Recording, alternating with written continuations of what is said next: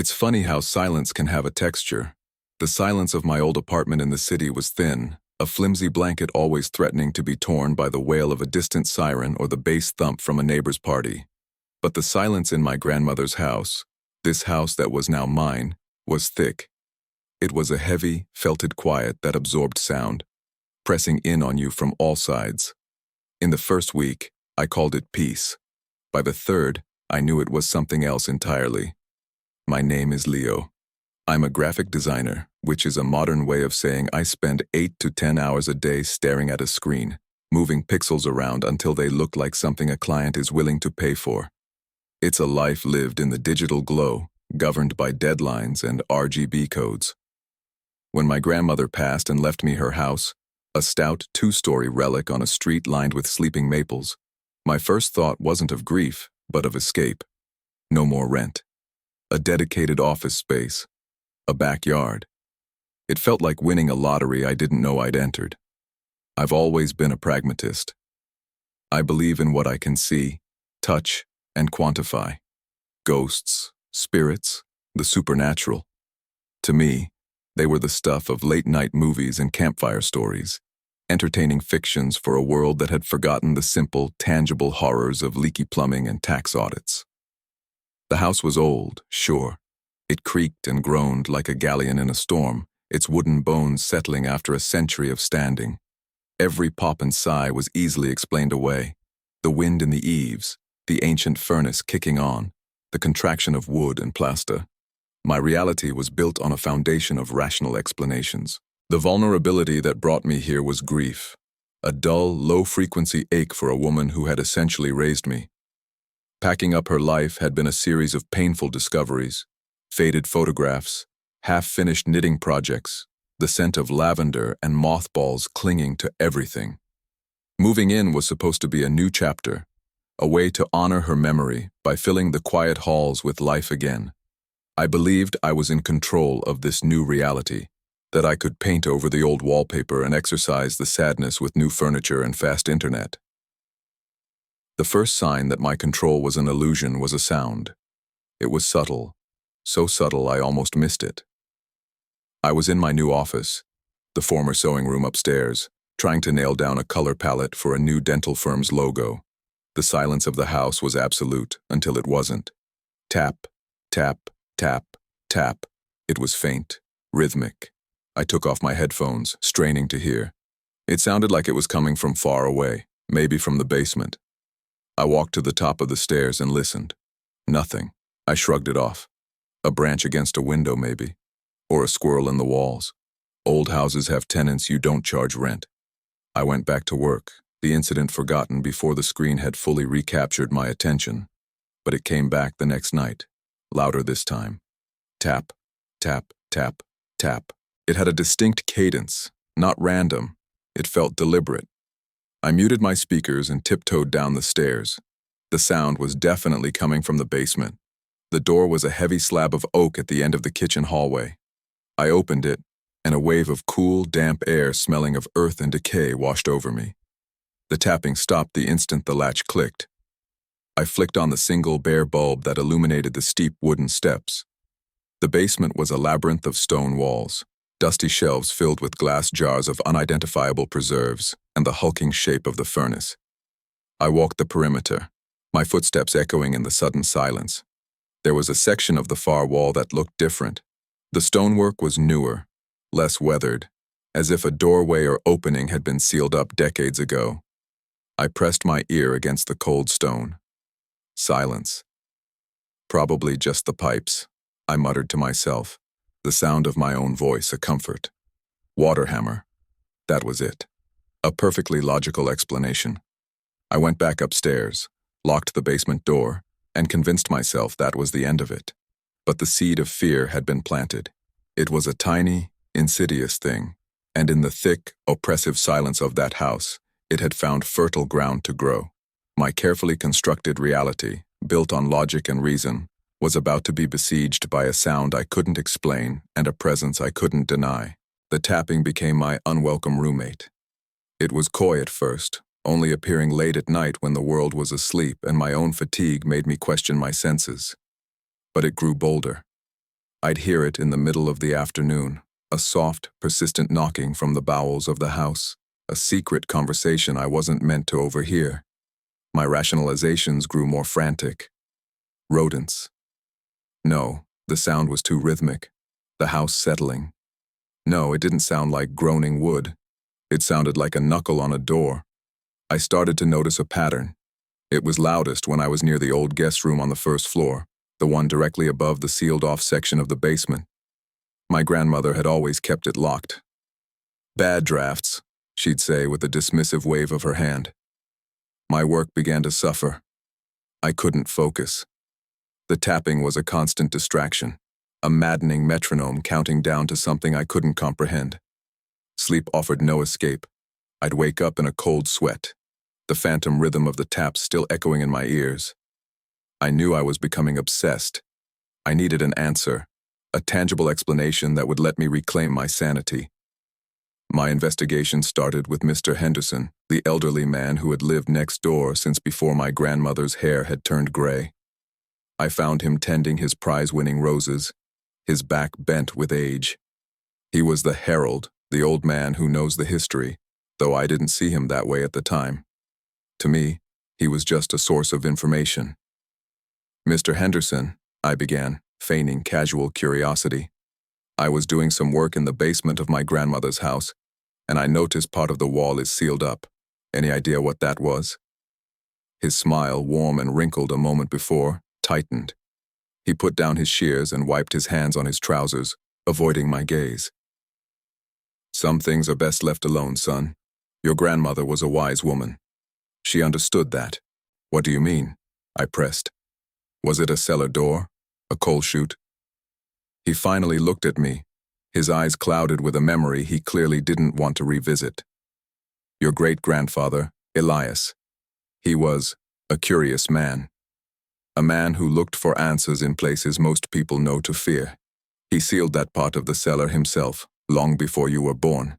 Said it was to keep the damp out." He paused, his voice dropping to a near whisper.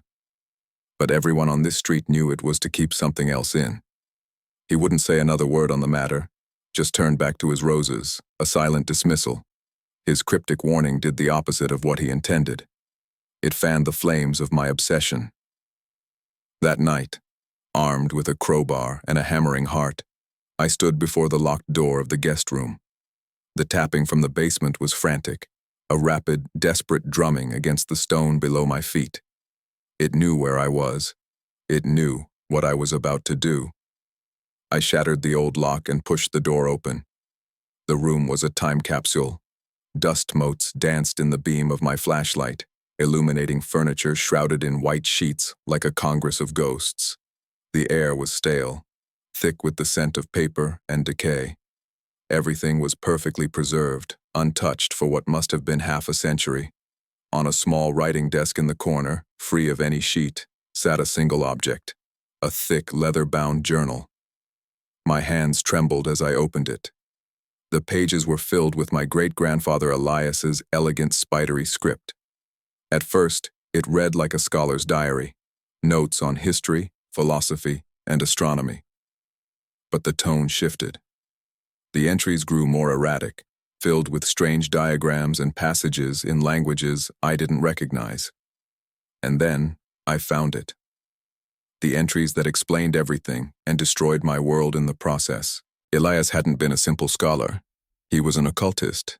He wrote of his desire to contact what he called the Echo, a non-corporeal entity he believed was a wellspring of forgotten knowledge. The journal detailed the ritual he performed in the basement, a dangerous summoning that had worked far better than he'd anticipated. He had opened a door, and something had come through. "It is not a spirit of the dead," he wrote. "It is something older, hungrier. It has no form of its own, but it craves sensation, experience. It learns through observation, through proximity. It is a guest in my house, but one who cannot leave." The sealed wall in the basement wasn't to keep the damp out. It was a prison. Elias had trapped the entity in a small, forgotten cellar room. But the prison wasn't perfect. The journal was a manual of horrors, laying out the entity's rules. It couldn't physically manifest outside its prison, but its influence could bleed through the house like a stain. It fed on emotion, particularly fear and attention. The more you acknowledged it, the stronger its influence became. The tapping was its call, its way of saying, "I am here. Look at me. Fear me." My blood ran cold as I read about the unfortunate incidents. A visiting relative who descended into a screaming madness over the course of a week. A plumber hired to fix the furnace who simply vanished, his tools left scattered on the floor. Elias himself became a prisoner, his final entries a frantic scrawl of terror and regret. He realized the entity was tethered to the house and to his bloodline. I slammed the journal shut, my breath coming in ragged gasps. The tapping below my feet stopped. A new sound replaced it. A soft, dry whisper that seemed to come from right behind my ear. It was a single, sibilant word. Leo. It knew my name. I had spent weeks feeding it my attention, my fear. I had read its rules and acknowledged its existence. I had given it power. In that moment of pure, unadulterated terror, I finally understood. There was no rational explanation. I was not alone in the house, and there was no easy way out. The guest had been waiting, and I had just sent it a formal invitation. The house was no longer my home. It was its cage, and I was trapped inside with it. The whispers became more frequent, insidious echoes of my own worst fears. They'd slither into my thoughts when I was at my most vulnerable. Standing in front of the bathroom mirror, I'd hear a voice that sounded like my own say, "You're losing your mind." Lying in bed, a hiss from the corner of the room would murmur, "It's getting stronger." I started seeing things. A flicker of movement in my peripheral vision, a tall, distorted shadow that would vanish the moment I turned my head. The guest room became the epicenter. I'd walk past and find the door, which I had firmly shut, hanging wide open. A book from the shelf would be lying on the floor. The dust on the furniture would be disturbed with long, thin lines, as if someone had dragged their fingers through it. My only tether to reality was my girlfriend, Chloe. She was a nurse, practical and grounded, the ultimate skeptic. When I finally broke down and told her everything, her reaction was exactly what I'd feared. Concern, yes, but it was the kind of concern one has for a person on the edge of a breakdown. "Leo, honey, you've been under so much stress," she said, her voice gentle, patronizing. "Your grandmother's death, moving, working from home alone all day. Your mind is playing tricks on you. Houses make noises. Your great-grandfather was probably just an eccentric old man." Desperate to make her believe, to not be alone in this nightmare, I begged her to stay the night. "Just one night," I pleaded. "You'll see, you'll hear it." Reluctantly, she agreed. That night, the house was preternaturally quiet. There was no tapping, no whispers. I lay awake, rigid with anxiety, while Chloe slept soundly beside me. A part of me began to hope she was right, that it was all in my head. Then around 3 a.m., she began to whimper in her sleep. She tossed and turned, her hands clutching at the blankets. Suddenly she screamed, a raw, guttural sound of absolute terror that ripped through the silence. Her eyes flew open, wide and unseeing. "The man!" she gasped, scrambling away from me, pressing herself against the headboard. The tall man with no face, he was standing right there, watching us. I flicked on the lamp. The room was empty. There was no one there. But the fear on her face was real. She had seen something, an illusion planted in her dreams by the entity. It was clever. It didn't show itself to her directly. It made her think I was the source of the madness. She spent the rest of the night huddled in a chair, watching me with suspicion. The next morning, she packed her bag. "I can't do this, Leo," she said, her eyes filled with a mixture of fear and pity. "You need help, professional help. I love you, but I'm scared. Not of this house, of you." And then she was gone. The door clicked shut, and the silence that rushed in to fill the void was heavier than ever. My last link to the sane world had been severed. The entity hadn't just isolated me, it had turned my loved one against me. My attempts to fight back were pathetic and futile. I bought industrial-grade insulation and tried to soundproof the basement door. The physical tapping stopped, but the rhythm continued inside my head, a phantom pulse behind my eyes. I fled the house one night, booking a room in a cheap motel on the highway. For a few hours, there was blessed silence. But as I drifted into a fitful sleep, I heard it again, faint but unmistakable. Tap, tap, tap, tap. It was coming from the wall behind the motel bed's headboard. I realized with a surge of nauseating despair that it was no longer just in the house. It was linked to me. It had marked me. My sanity began to fray and unravel like old rope. Sleep became a luxury I couldn't afford, as nightmares were its weapon of choice. I lived on caffeine and adrenaline, my body trembling with exhaustion. My once tidy home became a fortress of paranoia. I covered the mirrors, unable to bear the feeling of being watched from my own reflection. I kept every light in the house on, day and night, running up an astronomical electricity bill in a desperate attempt to keep the shadows at bay. I was a ghost in my own life, haunted by a guest I could not see but could always feel. I was losing, and the entity was feasting on my despair. There is a point you reach where fear is no longer a sharp, stabbing emotion. It becomes the air you breathe, the blood in your veins. It is a constant, dull hum beneath the surface of your existence. I had reached that point. Escape was impossible. Fighting was useless. My options had been stripped away until only one remained: confrontation. I went back to Elias's journal, my hands shaking so badly I could barely turn the brittle pages. I read his last desperate entries, the words of a man who knew he was damned. He wrote of one final, terrible ritual, not of banishment, which he knew was impossible, but of appeasement. A truce. The entity, the guest, was a parasite of perception. It was trapped, blind and deaf to the world, and it craved experience. The ritual required a sacrifice, not of blood, but of essence. A part of the soul, willingly given, to serve as a window for the creature. A piece of yourself to placate its endless hunger.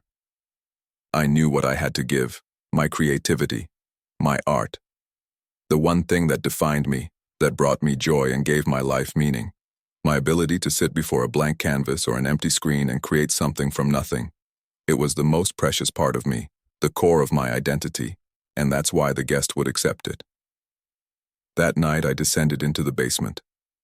The air was colder than ever, thick with a palpable malevolence. The single bulb flickered, casting long, dancing shadows. I stood before the sealed stone wall, the journal open in my hand. My heart hammered against my ribs like a trapped bird. I could feel its attention on me, an immense, unseen pressure. It was waiting.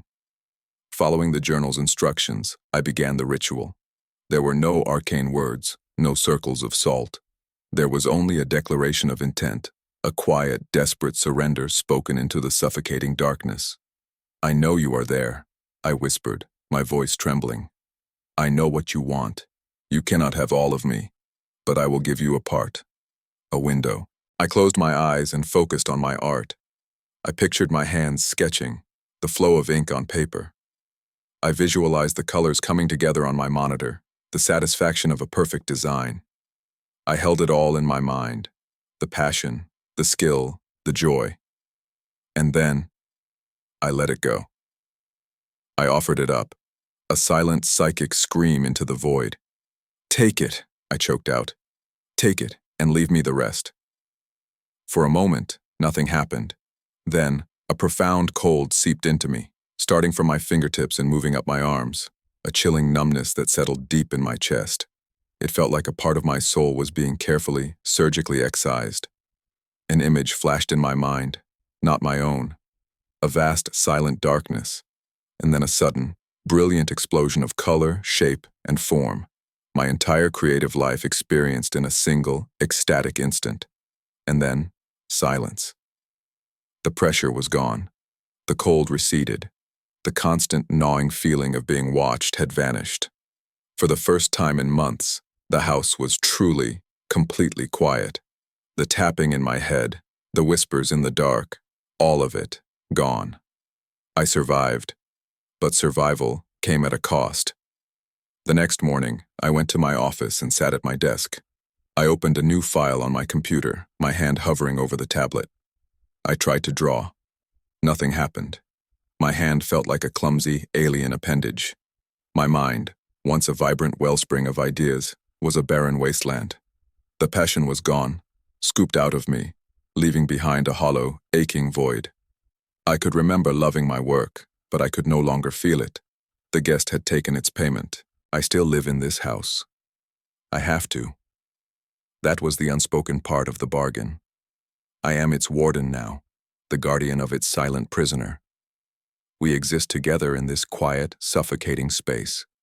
The guest has its window, feeding on the ghost of my former passion, and I have the rest. An empty, gray existence. Sometimes, I think this is the truer prison. The guest is trapped behind a wall of stone, but I am trapped in a life devoid of the one thing that made me who I was. The silence is my constant companion, a perpetual reminder of the price I paid. It's a silence far more terrifying than any noise, because it is the sound of my own emptiness. I am the marked witness, the survivor who lost the most important part of himself. And I know, with a chilling certainty, that the guest is always there, just beyond the stone, watching my colorless world through my eyes.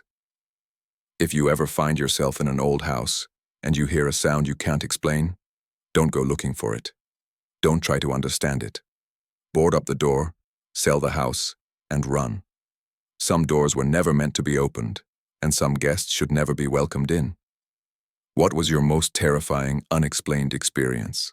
Share your story below, and don't forget to like and subscribe for more tales from the shadows.